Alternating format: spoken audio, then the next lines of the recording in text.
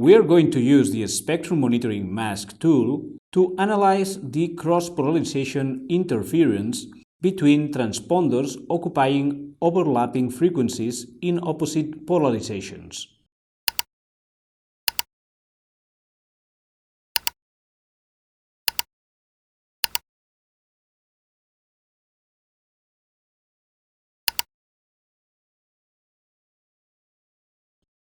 In this case, we will use two inputs, one for receiving the vertical polarization and a second input to receive the interfering horizontal polarization.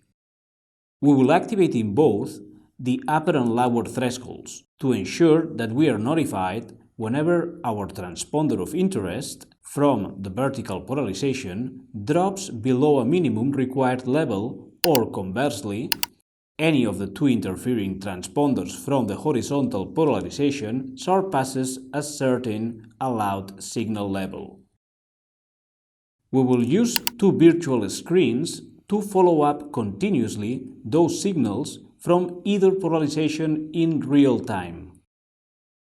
Again, any alarm notification will be shown in the lower part of the monitoring area.